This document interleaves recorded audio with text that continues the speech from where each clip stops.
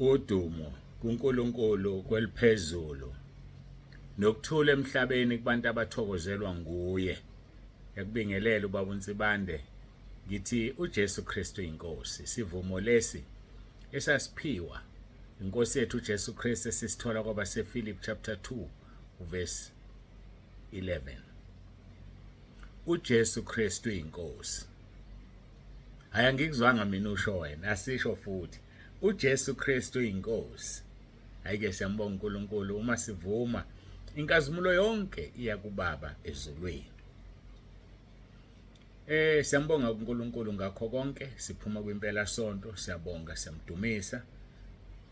Siqala ke iviki lePhasika. Nginanasi isicelo esiyisaziso. Yabona ngendlela engixakeke ngayo senza amalungiselelo njengoba niza nje angikaze ngikubone lokho. Phela ngithi nibaningi kakhulu namhlanje. Khumbula ngePhasika edlule nani u700 igcwele le ndlethe elayisha 700. Kuleli Phasika ningaphezulu ka700. Sehla senyuka, siyatatazela, siyabamba, siyayeka. uWhatsApp ke ngilapho la ngikhona.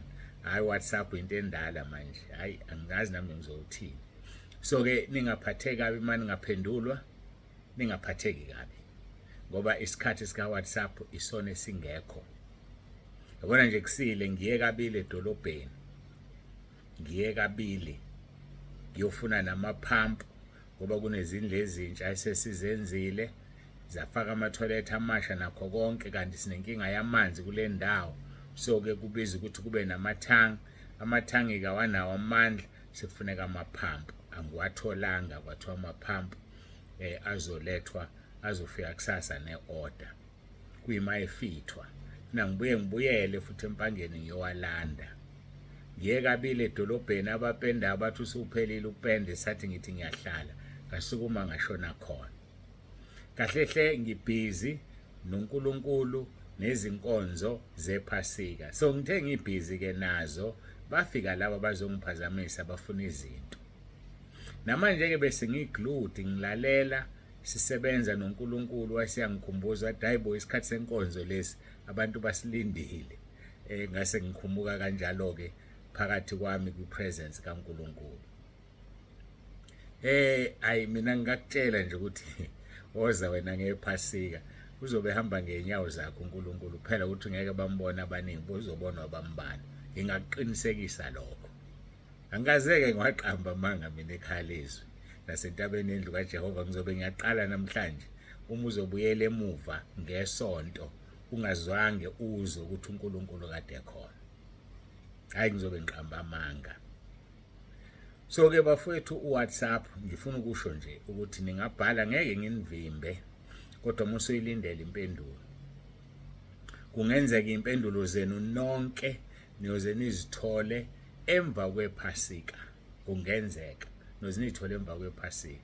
Yebo mangisitholile isikhathi esincane ngizoba busy, ngizo-attenda kancane, ngisho nokufaka abantu ukubhukhe. Yabona nje into ekuthiwa ifoni noWhatsApp, mina nalokho siqhelelene njengamanje ngoba ngiyehla ngenyuka ngibhizi.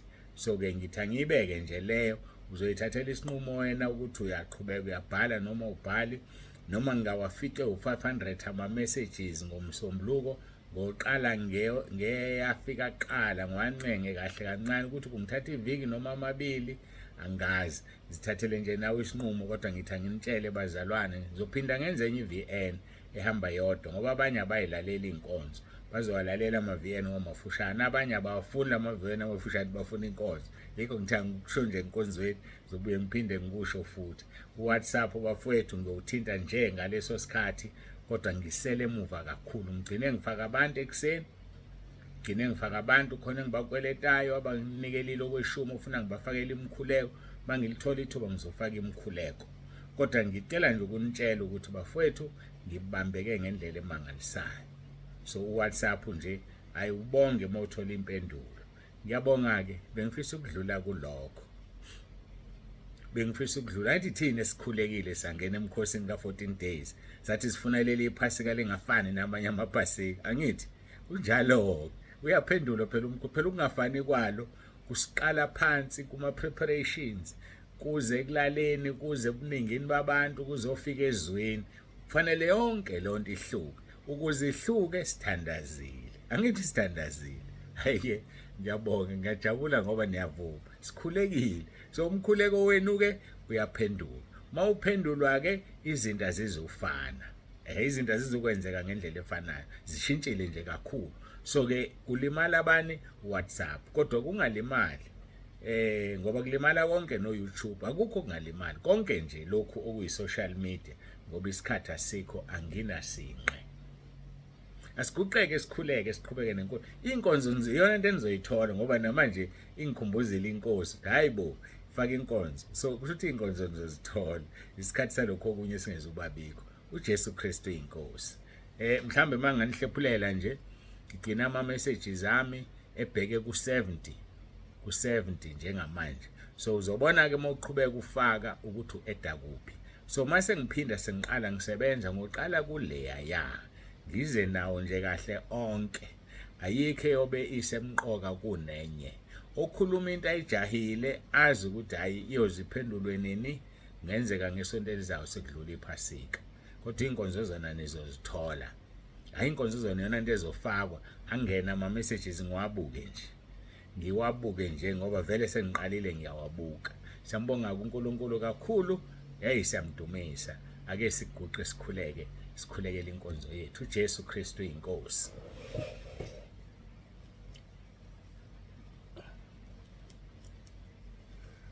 babongcwele babolungileyo uNkulunkulu nomusa siyazithoba phambi kobuso bakho sibonga Nkosi uthando sithande ngalo siyakudumisa Nkosi akekho ofana nawe akekho njengawe uNkulunkulu ezulwini uNkulunkulu emhlabeni siyakubonga Nkosi ngothando sithande ngalo siyakubonga Nkosi ngakho konke osenzele khona ukhuleko wami ke Nkosi ukuthi onke amalungiselelo wahambe ngendlela efanele aphelele onke bengakafika abantu kuze kungabikho umuntu ozohlukumezeka nozophatheka kabuhlungu ngiyacela ke Nkosi ukuthi uqhubeke ube nathi usiqinise thina esikhona nabasebenzayo beklina benza yonke into baqinise ubapha amandla umvuzo wabo Nkosi uyawazi ekhaya izulwini siyakhuleka Nkosi nalabo bazolekelele kuphekeni ngiyacela Nkosi ube kanye nabo ukudla kwabo abazokuthinta kube isibusiso kungagulisi umuntu kube mnandi ngoba wena ukanye nabo uNkulunkulu wami siyabonga ngakho konke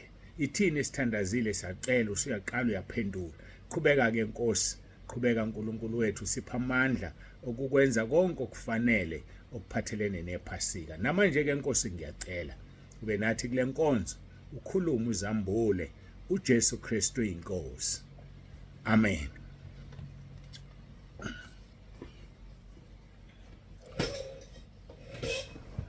Ayike siyambonga uNkulunkulu kakhulu siyamdumisa sikhuluma ke ngentshumayelo yasentabeni Matthew chapter 5 uverse 5 uthi babusisiwe abamnene ngokuba bayokudlifa lomhlaba babusisiwe abamnene babusisiwe ngiyakutshela mina abantu abamnene umnene yini wena ngizothi uqala kwiverse esike salithinta bese siqhubekela phambili ke uFirst Peter chapter 3 uverse 18 kuya ku12 sikhuluma ngokuthi sibizela ukudla ifa lokuthi sibusiswe ngake ngabuza ngelinye ilanga ngathi wagcina nini ukubongwa ngoba ukubonga ukubusisa wagcina nini ukubongwa umuntu okubongayo usuke kubusisa yazi wena uma uhlala ubongwa nje lingashona ilanga ngasho umuntu kwe ngiyabonga hayi mina ngiyakutshela ngisho insuku zakho ziyokwanda emhlabeni ngoba uyabusiswa uma umuntu ebonga ubonga ngoba khona into enhle ethizo yenzile Petro qala chapter 3 verse 8 ya 12 manibe inhliziyo nye nonke nihawukelane nithandane ngokwabazalwane nibe nobubele nokuthobeka asibe inhliziyo nye bafowethu sibe inhliziyo nye ayikho into ayithanda njengaleyo nto uJesu sithandane ngothando lobuzalwane sibe nobubele nokuthobeka athi verse 9 ningaphindisi okubi ngokubi nokuthuka ngokuthuka kepha kakhulu manibusise ngokuba nabizelwa kukho ukuba nidle ifa lokubusiswa into esibizelwe bafowethu kuba sidla ifa lokubusiswa. Kodwa ukuze sibusiswe masibusise. Yenza lokho othanda ukuba kwenziwe kuwena. Verse 10, ngokuba osuke ethanda ukuphila nokubona izinsuku ezinhle makanqande ulimi lwakhe kokubi nezindebe zakhe zingakhulumi inkohliso. Nqanda ulimi lwakho. Ngiphawulile ngomgqibelo athi hawu. Kanti ukunqanda ulimi kwenza izinsuku zakho zandezweni. Ukungahlukumezi ngolimi lwakho. Futhi mase ubheka uyabona baphi laba bafana ababedelela sikhula. Yebo laba bedelela bethuka inhlamba besishaya esikoleni. Thina masifikile kuthiwa siyimsile sikhishwa imsile. Behlukumeza abafundi abasha. Phela ngangishintsha mina izikole so ngangithola ukuhlukumezeka nje. Abasekho emhlabeni ngoba ulimi lwabo lwalunjani lwalulubi. Bonga uma ukhule uthuka inhlamba. Bonga uma uthula uhlukumeza. Ngiyakutshela mina ngibonga uNkulunkulu ngoba ukubekela ukuthi ungene ezulwini, ukubekela ukuthi ube sekhaya lezwi ukuze ugeze ngegazi lika Jesu uxolise. Uhambe uyoxolisa kubantu obahlukumeza uma usabakhumbula. Uhambe uyoxolisa kubantu obathuka. Abanye babeka izandla kubazali babo.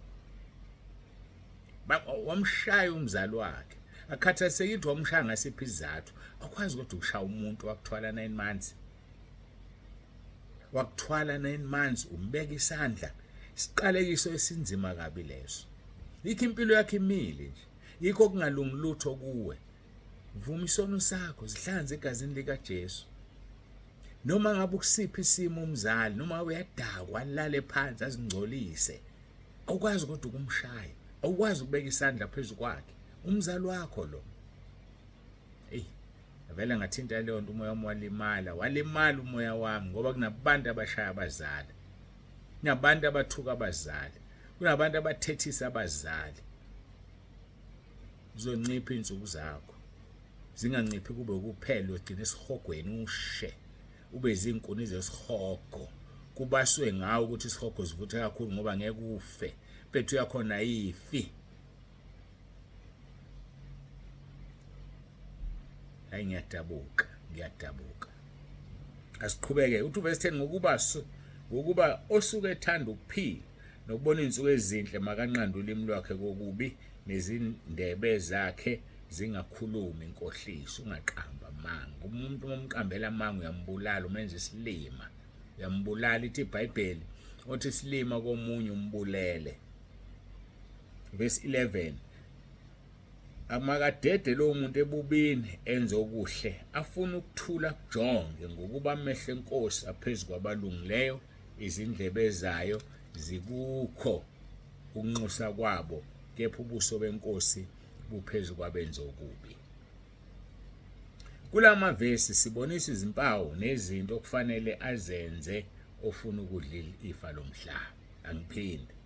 Kulama verse sibonisa izimpawu nezinto okufanele azenze ofuna ukudla ifa lomhlaba. Number 1, asibe inhliziyonye sizolidla ifa lomhlaba. Number 2, masihawukelane. Masihawukelane bafowethu. Sifihlane izinqe. Sifihlane ubuze. Sifihlane ubuze. Mayifika umuntu kuwe edabukile nenkinga mfihla ubuze. Makuthi uhambaze mnike okwakho agqoka ahambe fihla ubuze bomuntu. Masihawukelane. Yeke ukuncishana. Yoncisha nengelosi ithunywe uNkulunkulu ikuvakashela. Yeke ukuncishana. Verse 3, masithandane ngokwabazalwane. Sithandane bafowethu. Hayi sijole sontweni. Hayi sijole. Ngikhuluma ngomjolo mina. Yini umjolo? Ukungcola. Abakwenza lokho bayoba inkuni zesihogo. Angikhulumi ngaleyo nto mina. Khuluma ngothando lobuzalwane. Uthando aluzigabisi. Uthando liyabekezela. Uthando aluzifunela okwalo. Eziningi izinto zothando. Athi umpostoli Paul uma kuukuthi unecala nomakhelwane wakho iba necala lokuthi uyamthanda. If that is a sin, let it be. Ngoba uyamthanda. Awufune enzekelwe into embi. Awujoli nomkamakhelwane ngoba ufuna nawe kujolwe nomfazi wakho.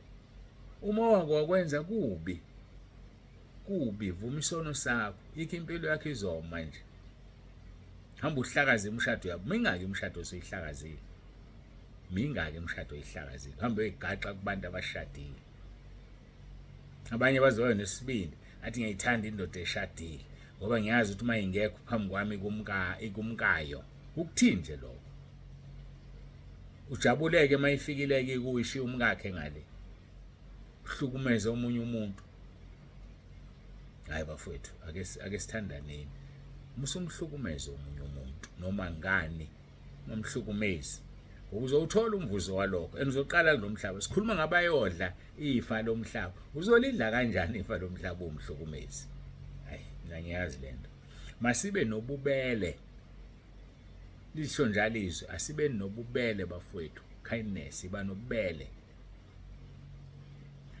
sithobeke ungaphakami ubhampela abantu ungaxhomi ngezinto uNkulunkulu akubusise ngazo thobeka masithobeke phambi kaNkulunkulu uNkulunkulu ufuna abantu abathobekile uNkulunkulu ufuna abantu ungazidli ungaziqhenyi thobeka singaphindisi okubi ngokubi uNkulunkulu akafuni uphindise uthi uyena umphindiseli uxolo akufanele siphindise inhliziyo embi yomona ephindisayo mhawu hayi umzalwane ophindisayo ngeke libone izulu kuthiwa singaphindisi ukuthuka ngokuthuka abezalwane nave bethuka ngenhliziyo athi mayikuthuka okuthukayo usuthwena nawe usho ngenhliziyo omunye akasho nonawe ngenhliziyo usho enhlambe engake ngisaba nokuyisho ihlezi bandlo inhliziyo ubani owakhile oyisakhamuzi kuyo uJesu umoya ongcwele no amadimoni aphelele kuwe udinga ideliverance uyathukana awuzuba nensuku ezinde emhlabeni singaphindisi ukuthuka ngokuthuka kakhulu masibusise ngoba sabizela ukudla ifa lokubusiswa busisa bonga ubusisa umuntu ungabi nomona mayisebusiseka ngaphezulu kwakho ungabi nomona anibusiso uwena esakhe isibusiso sithola ngale kwethu ufuna ukudla ifa lomhlaba ngithi busisaka phuzu number 9 masinqanda ulimi kokubi asheshe ukukhuluma asheshe uphendule mawuthukuthela mbozivalele ekamelweni uthandaze ungakhuluma uthukuthela ngoba uzokhuluma izinto ozoyisola ngazo banye usathana ubabambile ngolaka lwabo Mshumayeli 7 verse 9 uthi ulaka lihlala esifubeni sesiwula oyibiza ngesiwula mase kuvuka ulaka lavuka ulaka lume ngenyawo isiwula uzitshela ukuthi engaze ngayisiwula madoda mangithukuthele kanje I'm a fool ngoba ngeke thina sikusho lokho ngoma sikusho sesikuthukile masikusho sesikubulele zitshele wena ukuthi uyisiwula ngoba uthukuthele and mawusuthukuthela ukwazi ukurizina wenza izinto ungacabangile uwe futhi uyabuza oyisola kade uright ngenxa ukuthi uthukuthelile wona sefanele ubuza oyithoba kumuntu okonile ngoba unolaka bubesi verse 10 sifunda ukuthi izindebe zingakhuluma inkohliso musukhohlisa musubakhohlisa abantu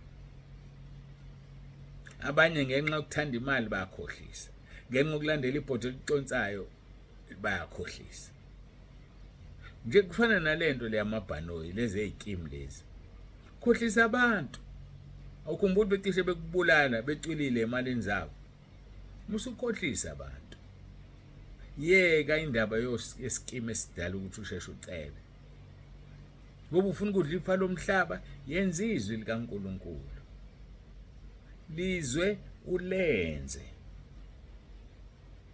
uzolidla ifa lomhlaba ungagcini lapho uyodla nefa lasezulwini izindebe zakho mazingakhuluma inkohliso athi number 11 masidede ebubini deda kukho konke okubonakala kukubi deda musuphuza amanzi ngebhodlela likabhiya ngoba wena uyazi uphuza amanzi kodwa thina sikubuya sothi uphuza utshwala usifake esonweni sokudlinza into engekho. Deda kukho konke okubonakala kukubi. Number 12, masenze okuhle. Awuyenze okuhle mntaka baba. Yenza okuhle, uNkulunkulu uyajabula. Number 13 okugcina, masifune sijonge ukuthula. Ngoba ungenakho ukuthula nokungcweliswa ngeke ayibone inkosi. Kujonge ukuthula, kufune ukuthula. Kusho ukuthini lo? Kusho manixabene nomuntu hamba ubuyisane naye, hlale phansi naye, ukufuna ukuthula kuye nihlukane senizwana. Ngoba uyakufuna ukuthula uyakujonga. Uyobuyisana nini nalomngane wakho?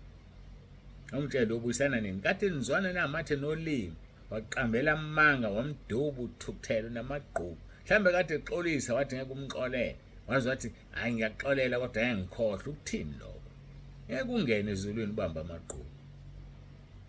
Buyela kuye nambe nibuyisane kahle, nihlukane kahle, nixhawulane, kube kuhle, kube mnandi.